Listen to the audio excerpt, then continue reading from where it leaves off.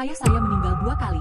Pertama di musim dingin 2008 saat ia mengalami pendarahan otak mendadak di pabrik percetakan. Kedua di musim panas 2005 saat ia berjalan masuk ke pintu itu dan tak pernah kembali. Saat membereskan barang-barang ayah, saya menemukan foto tahun 2008 yang memperlihatkan pintu misterius tergantung di langit. Di kerumunan di bawah pintu itu, saya melihat ayah memotret langit, sementara di belakangnya sekitar 10 meter, ada seseorang berdiri menatap ke arah ayah, yang juga tampak seperti ayah. Di foto itu ada catatan aneh, 14 Agustus 2008.0. Ayah saya semasa hidupnya adalah seorang buruh biasa. Satu-satunya hobinya hanyalah fotografi. Tapi dia punya satu kebiasaan. Dia tidak pernah memotret di musim panas. Setiap tahun saat masuk bulan September, kameranya akan terkunci di dalam kotak kaleng paling bawah. Saya pernah bertanya pada ayah alasannya. Saat itu saya jelas merasakan ada kilatan ketakutan di mata ayah. Lalu dia menjelaskan, dia tidak memotret di musim panas karena takut kamera rusak karena lembab. Alasan itu saya percaya selama 30 tahun. Sampai tahun lalu, saat saya membongkar kotak kaleng peninggalan ayah dan menemukan kamera lama yang sudah tidak diproduksi lagi itu, serta tumpukan foto yang tebal. Ternyata semuanya dari musim panas. Semuanya tentang pintu itu. Foto tertua diambil pada 14 Agustus 1987 pukul 5 sore. Di foto itu langit tampak sangat cerah. Sebuah pintu berwarna hijau pucat raksasa melayang di langit. Permukaan pintu itu dipenuhi pola rumit, seperti jejak yang ditinggalkan makhluk asing saat mereka merayap. Berdasarkan perbandingan objek sekitar, jaraknya sekitar 20 meter dari tanah. Foto terbaru diambil pada 14 Agustus 2008 pukul 5 sore. Pintu itu hampir menyentuh tanah. Warnanya jauh lebih gelap dibanding 20 tahun sebelumnya. Pola di permukaannya juga jauh lebih padat. Seolah ada sesuatu yang tumbuh merambat di balik pintu itu, hingga membuat pintunya tampak membengkak. Saya membentangkan 22 foto itu di meja sesuai urutan waktu, dan menemukan fakta yang sangat mengerikan. Pintu itu terus turun. Setiap musim panas, dia muncul di atas kota. Lokasi kemunculannya selalu berbeda. Tahun ke-18, jaraknya 20 meter dari tanah. Tapi saat sampai di tahun 2008, ia hampir menyentuh tanah. Seolah ada kengerian yang akan datang. Belum lagi pintu setinggi 100 meter itu. Dalam kenyataan tidak ada referensi logis untuk itu. Lagi pula, meski pintu tak masuk akal itu ada. Bagaimana mungkin ia bisa muncul tepat waktu setiap tahun di tanggal yang sama? Dan bagaimana dengan dua sosok ayah yang tak sengaja terekam di foto itu? Apa sebenarnya yang terjadi? Ada apa sebenarnya? Hal-hal ini tidak bisa dijelaskan dengan sains. Wu Yin merasa kematian ayahnya saat itu mungkin tidak sesederhana itu. Saat ia menyimpan foto itu kembali ke dalam kotak, tiba-tiba ia menemukan di dasar kotak paling bawah ada sebuah kunci kecil yang aneh. Di atasnya ada beberapa simbol yang tidak kukenal. Misteri yang semakin banyak mulai berdatangan. Demi menemukan kebenaran di balik semua misteri ini, Wu Yin memutuskan untuk cuti dan pulang ke kampung halaman untuk melihat-lihat. Aku sampai di kampung halaman, di sebuah dataran terpencil. Sebuah tempat yang harus kamu perbesar berkali-kali di peta. Baru bisa ditemukan kota kecil itu. Tempat yang tidak bisa kuberitahu pada kalian, karena takut menimbulkan masalah yang tidak perlu. Tempat yang ingin dituju adalah area bekas bangunan tua. Dulu di sana penuh dengan bangunan rusun lama. Tapi sekarang hanya tersisa reruntuhan. Karena sebagian sudah dibongkar dan ditinggalkan orang. 12 Agustus 2015, kembali ke kampung halaman. Berdiri cukup lama di antara puing-puing. Lalu mengeluarkan foto sang ayah. Mencoba mencari posisi di mana ia berfoto dulu. Aku ingat tepat di depan gedung rusun itu. Dulunya adalah tanah kosong. Kami anak-anak yang tinggal di gedung itu dulu sering bermain di sana saat kecil. Di sana juga ada tiang listrik semen yang sudah tua. Tiang listrik itu selalu penuh dengan tempelan iklan kecil. Sekarang tiang listrik itu masih ada. Hanya saja badannya sudah penuh dengan retakan. Aku terus berada di runtuhan itu sampai senja. Langit tanpa awan itu begitu sunyi senyap. Tidak ada fatamorgana yang muncul sama sekali. Saat itu aku tidak bisa menahan tawa. Hal di luar nalar seperti ini bagaimana mungkin terjadi? Sebelum pergi, aku memutuskan untuk berpose sama seperti foto ayah dulu. Ingin menyimpan foto sebagai kenang-kenangan. Namun yang tidak kuduga adalah, justru tindakan inilah yang membukakan pintu menuju kebenaran bagiku. Saat itu aku menekan tombol kamera ke arah langit, sambil menunggu foto keluar perlahan dari kamera. Lalu pemandangan yang tak terbayangkan terjadi. Antara langit dan reruntuhan, siluet besar mulai muncul. Siluet itu persis seperti gerbang perunggu misterius tersebut. Ia ada di sana. Jaraknya bahkan tak sampai setengah meter dari tanah. Tanganku mulai gemetar, bukan karena ketakutan. Setidaknya tidak sepenuhnya begitu. Itu karena di dalam foto bukan hanya ada pemandangan itu. Di depannya berdiri seseorang. Meski sudah berlalu 20 tahun, aku masih mengenalinya dalam sekali lihat. Itu benar-benar ayahku. Dan bukan ayah 20 tahun yang lalu, melainkan ayah saat ini. Karena rambutnya sudah memutih. Pakaiannya sama persis dengan saat dia meninggal di tahun 2008. Di ujung sana, persis di arah yang dipandang ayah. Sejujurnya, aku tidak tahu bagaimana itu semua terjadi. Tapi setelah aku mengambil foto di tempat itu, di dalam foto itu kosong melompong, sama seperti kenyataannya. Dia juga menghilang dalam pandangan itu. Saat itu, setelah kembali ke ibu kota provinsi, ibu memberitahuku lewat telepon. Kakek hilang di musim panas tahun 1975. Bertahun-tahun dicari tapi tidak ketemu. Ayahmu tidak pernah cerita padamu? Tidak. Di seberang telepon terdiam lama. Lalu terdengar suara korek api. Aku tahu ibu merokok lagi. Tapi dia sudah meninggal hampir 10 tahun, Bu. Dia tidak membiarkanku cerita. Jangan diceritakan. Semakin sedikit yang kau tahu, semakin aman. Benar. Mereka sudah kembali ke musim panas itu. Awalnya sendirian. Kemudian membawa diriku. Lalu membawa dirimu. Apa kau ingat waktu kecil? Setiap tahun pulang kampung. Tinggal beberapa hari di kampung halaman. Tentu saja aku ingat. Di lahan kosong di depan rumah tua. Aku dan teman-teman sebaya berlarian. Dan kamera ayah selalu menggantung di lehernya. Tapi tidak pernah memotret. Hanya menggantung begitu saja. Seperti jimat pelindung. Menunggu sesuatu terjadi. Sebenarnya, lebih tepatnya, dia sedang menunggu sesuatu. Apakah dia menemukannya? Suaranya tiba-tiba menjadi sangat pelan. Suatu tahun, dia mengajakmu berdiri di bawah tiang listrik. Benda itu tepat berada di atas kepalamu. Kurang dari 1 meter dari tanah. Kamu mencoba menggapainya. Tidak sampai. Dia mengangkatmu. Jari-jarimu hampir saja menyentuh cahaya di kusen pintu itu. Lalu bagaimana? Lalu dia menurunkanmu dan membawamu pulang. Malam itu, dia duduk sendirian di dapur. Menangis sebulan penuh. Begitulah. Ibu tidak menjawab. Dia hanya bilang ada sesuatu yang ingin diberikan kepadaku. Saat aku bertemu ibu, aku sadar rambutnya sudah memutih semua. Barang itu ada di lemari ayah. Laci kedua. Paling bawah. Ada kantong plastik merah. Aku mengeluarkan plastik itu, menaruhnya di atas meja, lalu membukanya. Di dalamnya ada 4 benda. Yang pertama adalah alat perekam. Yang kedua adalah tumpukan foto. Berbeda dengan foto-foto di kotak ayah sebelumnya. Objek foto ini bukan pintu, melainkan berbagai macam orang berdiri di tanah kosong depan rumah susun. Tapi di latar belakangnya, entah bagaimana, selalu terlihat pintu lengkung yang misterius itu. Di belakang foto tertulis tanggal dan nama orang. Beberapa nama aku kenal. Itu tetangga di kampung, tapi lebih banyak yang sama sekali tidak ku kenal. Catatan di foto itu juga dari tahun 1987 sampai 2008. Setiap musim panas pasti ada, tidak pernah terlewat. Yang ketiga adalah sepucuk surat. Di amplopnya tertulis Nianzu. Nianzu adalah namaku. Ibu bilang ini surat untuk Nian kecil. Melihat benda keempat, aku benar-benar tertegun. Itu sebungkus camilan pedas Latiao merek Malawangzi yang biasa. Tapi ayah tahu itu adalah camilan kesukaanku sejak kecil. Dulu kalau sedang sedih, aku suka makan Malawangzi. Latiao Malawangzi rasanya sangat kuat. Suasana hatiku jadi jauh lebih baik. Aku ingat ayah selalu mengajakku ke warung kecil. Memberikan 1 bungkus untuk dimakan. Surat yang ayah tinggalkan untukku. Pasti menyembunyikan rahasia besar. Jadi dia sedang menghiburku dengan caranya sendiri. Setelah makan latiao itu, suasana hatiku benar-benar jauh lebih baik. Akhirnya aku membuka kotak yang ayah tinggalkan untukku. Nianzuo, saat kau membaca surat ini, mungkin aku sudah tiada.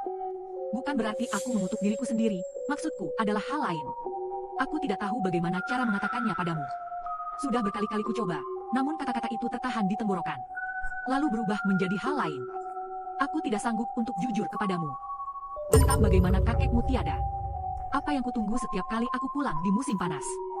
Dan mengapa aku tak pernah membiarkanmu menyentuh kamera itu di musim panas? 14 Agustus 1975. Pintu itu terbuka ke arah permukaan tanah. Kakekmu berjalan masuk ke dalamnya. Saat itu aku berdiri di bawah kabel listrik. Melihatnya melangkah masuk selangkah demi selangkah. Ketika ia tiba di depan pintu yang aneh itu, dia menoleh ke arahku dan mengucapkan sesuatu. Anginnya terlalu kencang, aku tidak mendengarnya. Lalu pintu itu tertutup dan dia menghilang. Bersama dengan itu, dia menghilang selamanya. Begitu juga kakekmu. Pintu itu akan muncul setiap musim panas. Aku menghabiskan banyak waktu di sana. Bukan karena dia jatuh, tapi dia sedang menunggu. Selama bertahun-tahun, aku menggunakan kamera untuk merekam. Setiap orang yang mendekati pintu itu, ada yang hanya lewat, ada yang berhenti dan melihatnya cukup lama, ada yang mencoba menyentuhnya. Aku merekam semua penampilan mereka. Aku tidak tahu mengapa aku melakukan ini. Karena aku hanya ingin membuktikan bahwa bukan hanya aku yang melihatnya. Kaset di dalam kamera ini adalah dari tahun 2008. Tahun itu pintu tersebut terbuka mendekati tanah. Setelah kasetnya selesai direkam, aku mengambilnya dan menyimpannya di kotak surat. Sekarang aku serahkan padamu. Jika kau merindukanku, kau bisa menonton kaset ini. Ayah yang menyayangimu. 20 Juli 2018. Tanggal di surat itu adalah musim panas saat ayahku meninggal. Aku menyambungkan kamera video ke pengisi daya. Setelah itu aku keluar kamar untuk makan bersama ibu. Aku memasak sup dengan asal-asalan. Di dalam supnya aku masukkan jagung dan labu. Itu adalah rasa masa kecil. Ibu bertanya bagaimana pekerjaanku. Aku menjawab, lumayan. Apakah Tom sudah punya pacar? Aku bilang belum. Dia menghela napas. Lalu dia mengambilkan lagi sepotong untukku. Lalu menumpuk nasi di mangkuku. Kemudian kembali ke ruang kerja dan menutup pintu. Aku berbalik, menarik napas, dan menekan tombol daya. Layar menyala, ukurannya kecil dan resolusinya sangat rendah. Isinya penuh dengan bintik-bintik, nice. Menu menunjukkan durasi rekaman adalah 17 menit. Aku menekan tombol putar. Gambar berguncang hebat selama beberapa detik. Lalu menjadi stabil. Yang terlihat pertama kali adalah dinding luar gedung. Kamera bergerak ke bawah, melewati lahan kosong dan tiang listrik. Lalu berhenti tepat pada seorang pria. Pria itu tampak sangat tegang. Aku mengenalinya dari suaranya. Itu adalah ayah. Ayah terlihat sangat gugup. Seluruh tubuhnya menegang. Matanya terus menatap ke arah lensa kamera. Sudah mulai. Sudah. Suara ibu terdengar dari balik kamera. Kamera beralih ke layar. Kemudian kamera beralih ke langit. Pintu itu melayang di posisi beberapa meter dari tanah. Ayah. Ibu tiba-tiba memanggil nama ayah. Apa kau yakin? Ayah tidak menjawab. Kamera perlahan mendekati pintu itu. Cahaya di dalam bingkai pintu semakin terang. Lalu aku mendengar suaraku sendiri. Kamera berguncang hebat. Ayah berjalan ke depan pintu. Ayah. Suara ibu menjadi melengking. Kamera berhenti. Gambar terkunci pada cahaya di bingkai pintu. Di dalam cahaya itu, ada sesuatu. Aku menekan tombol jeda, menempelkan wajah ke layar. Melihat dengan saksama apa yang ada di dalam cahaya itu. Itu adalah sosok manusia. Sangat samar. Seperti bayangan yang terbentuk dari paparan cahaya berlebih. Samar-samar terlihat kepala, bahu, dan lengan. Saya perbesar gambarnya. Rasanya siluet sosok di balik pintu itu terlihat hidup. Saya memutar ulang rekaman itu ke detik-detik itu. Memutar ulang. Sosok di dalam cahaya itu bergerak sedikit. Kamera ikut berguncang sesaat. Pintu itu menghilang dari layar. Terdengar wajah ayah dan suara ibu yang hampir menangis histeris. Ya, benar-benar sudah cukup. Setelah itu layar menjadi gelap. Layar hitam berlangsung sekitar 10 detik. Kemudian suara ayah kembali terdengar. Sepertinya sedang menenangkan ibu yang emosinya hancur. Tidak apa-apa. Kalau kamu pun pasti akan melakukan hal yang sama. Setelah layar hitam berakhir, rekaman pun selesai. Saya duduk di kursi ayah. Hanya merasa pikiran sangat kacau. Sebenarnya apa yang sedang terjadi? Bukan saya. Bukan saya. Siapa yang sebenarnya dituju ayah dengan ucapan terakhirnya itu? Orang di balik pintu itu? Atau dirinya sendiri? Saya meletakkan kamera dan mengambil tumpukan foto itu. Memeriksanya satu persatu. Tahun 1987. Foto pertama saat pintu mulai turun. Di foto itu ada seorang pemuda berbaju putih. Berdiri di jendela lantai 2. Menengadah melihat ke langit. Liu Jiangwo, 14 Agustus 1979. Tahun 1992. Seorang wanita berambut panjang berdiri di tanah lapang. Rambutnya menutupi wajahnya. Hanya menyisakan bagian dagu. Yao Xiaolan. 20 Juli 1985. Saya tidak kenal nama ini. Tahun 1999. Tidak ada orang di foto ini. Hanya ada itu. Kurang dari 3 meter dari tanah. Celah pintu terbuka selebar telapak tangan. Cahaya memancar keluar dari dalam. Di mana tulis? Pintu terbuka sendiri. 14 Agustus 1999. Tahun 2018. Ini adalah foto selfie yang aneh. Seseorang sudah melangkah masuk ke dalam pintu. Tapi wajahnya sulit dikenali. Di belakang tidak ada nama yang tertulis. Hanya tanggal. 14 Agustus 2018. Aku mengenali foto itu dengan cermat. Sebuah kemeja biru yang sudah pudar. Di jari manis kiri ada cincin perak.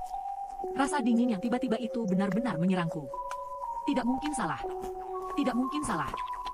Anak laki-laki di foto itu adalah aku. Karena cincin itu. Cincin perak yang dulu pernah kupakai. Yang kemudian kuberikan kepada Lu. Dan tanggal 14 Agustus 2008 itu. Saat itu aku sama sekali tidak pulang kampung. Aku ingat dengan jelas. Karena saat itu ada game yang sangat populer. Kami semua diam-diam menghabiskan waktu di warnet. Tidak pernah sekalipun pulang kampung. Apalagi masuk ke tempat ini. Tapi orang di foto itu benar-benar diriku. Aku membalik fotonya, di sana ada 2 baris tulisan. Baris pertama sudah kabur dan tidak terbaca. Baris kedua adalah catatan ayah. Menyuruhku untuk jujur kepada orang lain. Saat itu setelah mengalami semua kejadian itu, kebingungan telah menguasai diriku sepenuhnya. Aku sadar jika terus menyelidikinya seperti ini, yang kudapat hanyalah semakin banyak misteri. Aku tidak tahu siapa diriku yang masuk ke pintu itu di tahun 2008. Aku tidak tahu kenapa di dalam mesin waktu. Ibu membawaku pergi di saat-saat terakhir. Tapi ada satu hal yang mulai kurasakan. Sesuatu di sana terus menungguku. Jadi aku membuat keputusan yang berani. Malam tanggal 13 Agustus 2005. Aku membuat keputusan yang berani. Tidak perlu menoleh ke kampung halaman. Langsung saja masuk melalui pintu besar. Mungkin dengan cara ini aku bisa menemukan kebenaran yang tersembunyi di balik misteri ini. Siang hari tanggal 14 Agustus. Aku tiba kembali di daerah kampung halamanku. Aku meletakkan tas di bawah atap. Duduk di atas papan kayu menunggu. Ayah menunggu di sini setiap musim panas. Dia menunggu selama 21 tahun. Menunggu hingga semuanya perlahan memudar. Aku tahu dia seharusnya sedang menunggu. Namun dia tidak menunggu hal itu. Malah menunggu anak laki-laki lain masuk ke pintu. Akhirnya dia tidak sanggup lagi menunggu. Meninggal di pabrik percetakan itu. Tempatku duduk sekarang mungkin adalah tempatnya dulu. Perlahan matahari terbenam dan langit meredup. Seluruh lokasi tampak seperti kapal yang sunyi. Suasananya terasa sedikit menakutkan. Pada akhirnya aku tidak menunggu pintu-pintu itu. Yang kutunggu hanyalah lampu jalan yang bersinar kuning di tepi jalan. Aku sempat mengambil banyak foto di sana. Dalam foto pun tidak ada tanda-tanda pintu itu. Aku berdiri kedinginan. Menarik resleting jaket hingga ke dagu. Saat aku hendak beranjak pergi, kunci di saku terasa menusuk kulitku. Tiba-tiba aku menggigil kedinginan dan baru menyadarinya. Ternyata kunci itu sudah mulai bersinar sejak tadi. Seolah sedang mencari sesuatu. Aku mengeluarkan kunci itu dari saku. Baru sadar kunci itu memancarkan cahaya aneh. Warna biru kehijauan yang samar. Cahaya keluar dari ukiran di permukaan kunci. Cahaya biru kehijauan itu menerangi sekeliling. Lalu di area yang diterangi itu, aku melihat sebuah celah yang familiar. Pintu itu ada di sana. Hampir menempel di tanah. Celah pintunya terbuka sedikit. Saat itulah aku menyadari. Di tiang listrik samping pintu itu, berdiri seseorang. Dia mengenakan setelan tua yang sudah pudar warnanya. Tangan kirinya menggenggam sesuatu. Ada cincin berwarna gelap di jari manisnya. Sebuah kamera tua tergantung di dadanya. Kau datang. Suara itu sangat kukenal. Itu adalah suaraku sendiri. Sering sekali. Aku pernah mengalaminya berkali-kali. Mendekat, atau cahaya di celah pintu itu akan menjadi tangan. Menarik kerah bajuku dan menyeretku masuk. Tapi kenyataannya jauh lebih tenang dari semua itu. Sosok diriku yang lain, yang kurasa adalah aku yang ada di balik pintu. Dia berjalan mendekat dan berhenti sekitar 1 langkah di depanku. Jika itu terbuka, untuk apa? Aku akan segera tahu. Cahaya itu menyala terang sekilas. Lalu padam sepenuhnya. Di saat bersamaan, pintu itu mengeluarkan suara misterius. Suara yang sangat rendah dan dalam. Terdengar dari tempat yang sangat jauh dan dalam. Celah pintu melebar, perlahan terbuka sepenuhnya. Cahaya biru kehijauan memancar keluar dari dalam pintu. Aku benar-benar terbungkus oleh cahaya itu. Kulitku meremang. Ayo pergi. Dia berbalik dan berjalan menuju pintu. Aku mengikutinya dari belakang. Saat melintasi ambang pintu itu, cahaya menerpa dari segala arah. Masuk ke mataku, ke telinga dan mulutku. Setelah itu aku tidak bisa melihat apapun.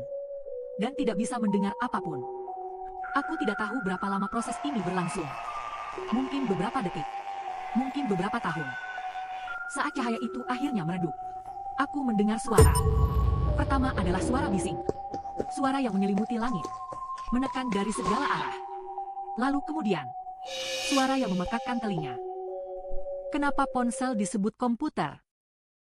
Suara itu bergema panjang sekali. Dari ujung lorong ini sampai ke ujung sana. Terakhir adalah tawa anak-anak. Tawa banyak sekali anak-anak. Terdengar dari lapangan kosong di depan gedung. Ada yang berteriak, "Ayo main bola." Ada yang berteriak, "Kamu yang jaga." Ada juga yang memanggil sebuah nama.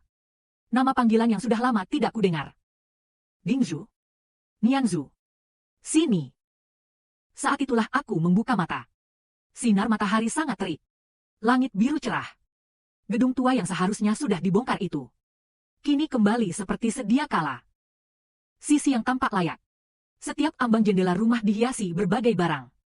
Selimut, spray, popok anak, semuanya ada. Aku berdiri di tepi lahan kosong dan melihat.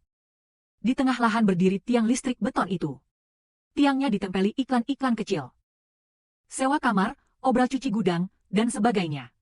Ada juga satu yang ditulis dengan tinta merah. Dilarang buang air sembarangan. Di toko kecil yang agak usang, televisi di dalam. Sedang menayangkan pertandingan Olimpiade Beijing. Semua petunjuk ini mengingatkanku. Seolah aku kembali ke musim panas tahun 2008 itu. Anak-anak kecil yang telanjang berlarian di lahan kosong. Lutut mereka penuh dengan luka karena jatuh. Karena masih mengenakan sandal plastik. Di depannya tertempel stiker yang berkilauan. Aku berdiri diam di sana, memperhatikan mereka cukup lama. Lalu di tengah kerumunan aku melihat seseorang. Dia berjongkok di samping tiang listrik. Di tangannya memegang kamera Polaroid. Lensa kamera mengarah ke langit. Dia mengenakan kemeja yang sudah dicuci sampai pudar warnanya. Lengan bajunya digulung sampai siku. Di jari manis tangan kirinya ada cincin perak. Rambutnya hitam dan tebal. Belum ada uban sama sekali. Dia menekan tombol rana kamera. Dan mengeluarkan selembar foto. Dia membalik foto itu dan melihatnya sejenak. Lalu tersenyum. Senyumannya sangat tipis, sangat samar. Seperti jejak di atas pasir. Saat itu ayahku. Ayah di tahun 2008. Aku ingin menghampirinya. Tapi baru melangkah 2 kali aku berhenti. Karena aku melihat 10 meter dari tempat ayah berada. Masih ada orang lain berdiri di sana. Sangat mirip dengan ayah. Tapi jika diperhatikan dengan teliti, masih bisa melihat perbedaannya. Aku kenal orang itu. Aku pernah melihatnya di dalam foto. Hie. Kakek yang meninggal di tahun 1975. Aku segera mengambil kamera ingin mengabadikan pemandangan ini. Setelah menunggu foto itu perlahan keluar. Aku tiba-tiba menyadari kenyataannya mengerikan saat dipikirkan. Karena foto yang keluar ini sama persis dengan yang kulihat di antara barang peninggalan ayah. Sama persis dengan foto tahun 2018. Ternyata foto itu diambil dengan cara seperti ini. Di dalam foto itu sama sekali tidak ada 2 orang ayah. Yang satunya hanya orang di sekitar yang kebetulan mirip. Jadi, anak-anak itu dipanggil pulang oleh orang tua mereka untuk makan. Satu persatu mereka bubar. Tanah lapang itu pun seketika jadi sunyi. Lalu aku mendengar seseorang di dekatku berucap, "Aku sangat merindukanmu." Pada saat itu, sepertinya aku melihat. Mata kakek di kejauhan tampak berkaca-kaca. Dia membuka mulutnya seolah ingin mengatakan sesuatu. Anginnya terlalu kencang, aku tidak mendengarnya dengan jelas. Tapi dia sepertinya mendengarnya dengan jelas. Seluruh tubuhnya berguncang. Tangannya menutupi wajahnya dengan tak berdaya. Bahu-bahunya gemetar hebat. Kakek berdiri 10 meter jauhnya menatapnya. Tidak melangkah mendekat. Juga tidak bicara lagi. Melainkan berbalik arah menuju ke arah gedung itu. Lalu menghilang ke dalam kegelapan. Tidak menoleh lagi. Langit semakin gelap. Lampu-lampu jendela di gedung itu menyala satu persatu. Seorang wanita berambut ika menjulurkan kepala dan berteriak, "Enyang, ayo makan." Itu adalah nenek. Nenek yang saat itu belum meninggal. Tahun 2008. Dia masih ada di gedung itu menunggu kakek. Dia berdiri dari samping bangku semen. Menyeka air mata di wajahnya. Berjalan menuju pintu masuk gedung. Aku mengikutinya naik ke tangga gedung. Lampu di ruang tangga sudah rusak. Hanya lampu di belokan tangga yang masih menyala. Dindingnya penuh ditempeli berbagai macam hal. Mulai dari poster promosi, hingga pemberitahuan administrasi, serta coretan-coretan anak kecil yang berantakan. Kami sampai di lantai 2 dan membuka pintu ketiga di sebelah kiri. Dia bergumam beberapa patah kata. Kenapa aku begitu? Saat terdengar suara, nenek baru saja selesai memasak tumis telur tomat. Keluar dari dapur. Zheng Yang, kenapa pulang telat sekali? Pergilah cuci tangan. Sepertinya kita sudah berdiri di sini sebentar. Melihat sumpit dan mangkuk di atas meja. Nenek sepertinya mendengar perkataannya. Sumpit nenek berhenti di udara cukup lama. Lalu ia kembali mengulurkannya. Menaruh sepotong telur ke dalam mangkuk nasi. Suaranya datar. Tangannya tetap bergerak. Cahaya di luar jendela tampak sangat terang. Saat itu aku tiba-tiba sadar sekarang musim panas 2008. Di musim dingin tahun ini, ayah akan mengalami pendarahan otak.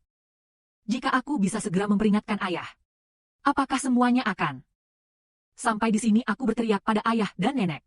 Tapi aku segera menyadari. Ayah dan nenek sama sekali tidak menyadari keberadaanku. Saat itu aku sadar. Ternyata aku hanyalah pengamat, bukan partisipan. Apakah aku harus membiarkan ayah mati begitu saja? Aku tidak mau. Aku memutar otak dengan cepat. Tiba-tiba menyadari satu kemungkinan fakta. Aku berlari secepat mungkin ke tempat terbuka. Lalu menuju ke rumah kecil itu. Aku melihat gerbang rumah itu lagi. Saat melewati gerbang, aku mengangkat kamera. Berfoto selfie untuk diriku sendiri. Lalu meninggalkan pesan di balik foto itu. Ayah, ini aku Niansuo. Harus segera periksa kesehatan. Lalu kembali ke kamar dan menemukan kotak besi itu. Aku memasukkan foto itu ke dalam kotak besi dengan hati-hati. Dan menaruhnya di posisi yang paling terlihat. Setelah itu, cahaya aneh datang lagi dari segala arah. Masuk ke mataku. Dan mulutku. Setelah itu, aku tidak bisa melihat apa-apa lagi. Tunggu, saat kesadaranku kembali pulih. Aku kembali ke tahun 2025. Karena pemandangan lama di depanku. Sekali lagi tertutup oleh runtuhan di depan mata. Saat itu yang bisa kulakukan adalah segera bergegas pulang. Lalu aku kecewa saat menyadari. Semuanya tidak ada yang berubah. Ayah tetap meninggal di musim dingin tahun itu. Aku membuka kotak besi itu lagi. Lalu menemukan foto tahun itu.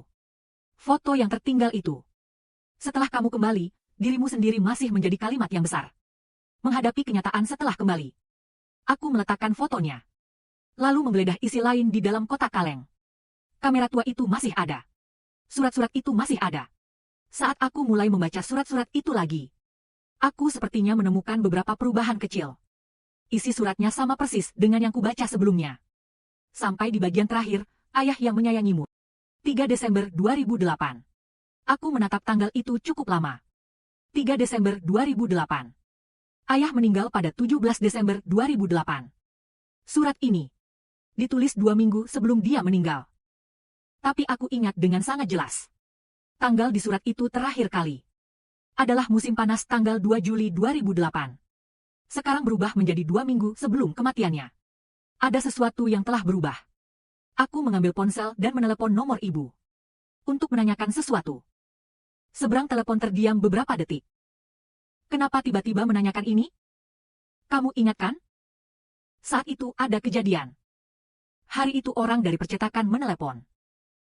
Bilang ayahmu pingsan di bengkel. Dalam perjalanan ke rumah sakit.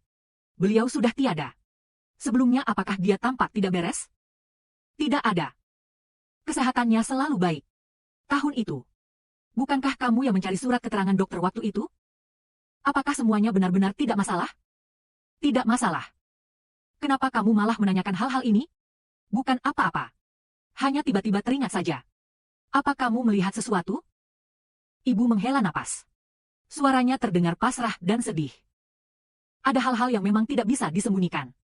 Sebenarnya sebelum kamu masuk ke sana, ada yang datang menjenguk. Dia mengucapkan satu kalimat kepada ayahmu. Ayahmu mengatakannya di dalam hati. Anginnya terlalu kencang. Tidak terdengar jelas. Sebenarnya dia dengar jelas. Saat itu aku melihat ponselku. Kamu juga bilang untuk melihat ke depan. Juga akan terhubung. Sesuatu di dalam dialek itu tiba-tiba terasa aneh. Dia mengeluarkan suara arus listrik yang samar. Kemudian, ibu menceritakan sebuah kebenaran padaku. Sebuah kebenaran yang sengaja disembunyikan. Dan dijaga dengan hati-hati. Kamu juga masuk pada tahun 1975. Saat itu ayahmu berusia 12 tahun. Saat itu, separuhnya berada di tanah kosong depan gedung itu. Lantai tanah itu tiba-tiba terbuka. Sebuah tangan terulur dari dalam dan menarikmu. Separuhnya mencoba menarikmu ke dalam. Kamu mencoba menerjang ke sana. Menepis tangan itu dan mendorongmu keluar, lalu dia sendiri yang masuk ke dalam. Bagaimana kamu tahu? Butuh waktu 40 tahun untuk memahami hal itu. Tanah itu perlahan turun setiap tahunnya. Sebenarnya sedang mencari orang. Mereka mencoba sekali. Memilih satu orang setiap tahun. Pada tahun 1987. Memilihmu, Yo Shushu. Orang yang ada di foto ayahmu, Liu Jiangwo. Tahun 1992. Yang terpilih adalah Yo Xiaonan. Dan tahun 2008 yang terpilih adalah kamu. Tapi tahun itu aku sama sekali tidak pulang ke kampung halaman. Sebenarnya kamu pulang. Hanya saja tidak ingat. Saat ibu menceritakan ini, tiba-tiba nadanya meninggi. Setelah kematian Dai Wei, hari itu, kamu tiba-tiba muncul di depan gedung itu. Memanggilmu selangkah demi selangkah. Masuk ke ruangan kami. Ayahmu mencoba menarikmu tapi tak sanggup. Jadi ayahmu terpaksa ikut masuk. Ikut masuk ke dalam. Tempat itu sebenarnya sudah tertutup. Ayahmu membukanya lagi menggunakan kunci kuningan itu. Kunci itu ditinggalkan oleh kakekmu. Sebelum kakekmu masuk ke dalam waktu itu, dia memasukkan kunci itu ke saku ayahmu. Ayahmu menyimpannya terus. Tahu suatu hari nanti akan digunakan. Setelah dia masuk ke sana, dia menemukanmu. Lalu membawamu kembali. Tapi dia tetap tidak selamat. Dia keluar dalam keadaan sudah tiada. Karena saat dia mendorongmu keluar, dia sudah habis. Sesuatu mengalir ke tubuhnya dari pintu itu. Sedikit demi sedikit memakan waktunya. Setelah dia keluar dari sana, tubuhnya terlihat baik-baik saja. Tapi bagian dalamnya sudah rusak. Apa kau pernah berpikir? Sebenarnya itu. Apakah takdir itu sudah ditentukan? Tidak peduli berapa kali pun kau masuk. Dia akan tetap meninggal di musim dingin tahun 2008. Dan kau pun akan tetap menghilang di tahun 75. Lalu apa sebenarnya arti kemunculannya? Saat ini ibu tidak menjawab pertanyaanku. Aku tahu apa yang ibu katakan bukanlah keseluruhan faktanya. Kemudian di malam itu, aku bermimpi yang sangat aneh. Aku kembali ke musim panas tahun 2008. Ayah memelukku sambil memakan mie kesukaanku. Menonton olimpiade yang seru. Aku kembali ke saat ayah mengajakku bermain di halaman rumah lama. Lalu tiba-tiba ada mobil yang hilang kendali. Lalu aku melihat sesosok bayangan samar berlari. Dengan lembut menarikku dan memelukku. Kali ini aku akhirnya mendengar jelas apa yang dia katakan. Jangan takut. Ayah datang menyelamatkanmu.